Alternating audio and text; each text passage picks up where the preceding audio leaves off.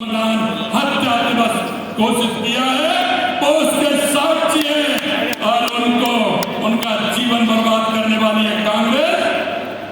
इसका जीवन बर्बाद करने वाले वो कांग्रेस के लोग जिन्होंने हमारे उन ऐसे लाखों कार्यकर्ताओं जिन्होंने जेलों के अंदर बंद कर दी 18 महीने 19 महीने उन्होंने जेलों में बिताई।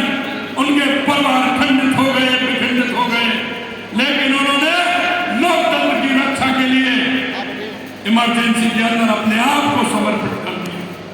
हमने कहा था और मैं धन्यवाद भी देना चाहता हूं देश के यशस्वी प्रधानमंत्री नरेंद्र मोदी जी का कि उनके नेतृत्व में संविधान हत्या दिवस घोषित किया गया है।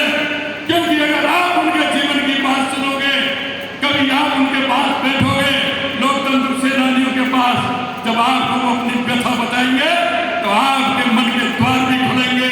आपको मालूम भी पड़ेगा कि किस तरह से कांग्रेस ने लोकतंत्र की हत्या की थी और उनको किस तरह से जेल में डालते हुए उन्होंने यातना सहन की थी।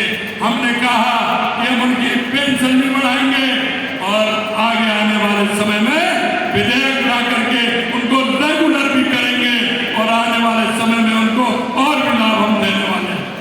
वो लोगों का दर्द आपको नहीं, उन लोगों के दर्द को आप नहीं जानते, क्योंकि आप इसलिए नहीं जानते कि आपको कभी ऐसा दर्द लगा नहीं, कभी आपने उनके बारे में सोचा नहीं। निश्चित रूप से देश के यशस्वी प्रधानमंत्री नरेंद्र मोदी जी के नेतृत्व में ऐसे लोगों के स्वाभिमान के लिए और जिस स्वाभिमान से उन्होंने लड़ाई लड़ी, हम उनके लिए भी काम करेंगे। मित्रों, मैं आपसे कहना चाहता हूँ, मैं आपसे निवेदन करना चाहता हूं, देश के यशस्वी प्रधानमंत्री नरेंद्र मोदी जी ने एक कर नीति, एक शिक्षा नीति, एक देश एक राशन कार्ड, जिस तरह से कार्यक्रम माननीय प्रधानमंत्री जी ने हाथ में लिए हैं। और मैं आपसे एक बात और कहना चाहता हूं, अभी 5 जून को, क्योंकि हम सरोकार के काम भी करते हैं, सामाजिक सरोकार के काम हमारी पार्टी करती है।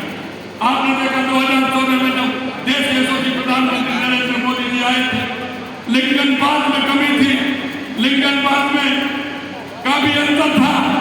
उन्होंने पहली बार इस देश के अंदर किया कि बेटी बचाओ बेटी पढ़ाओ का नारा देकर के उस लिंकन पार्क को सही करने का काम देश के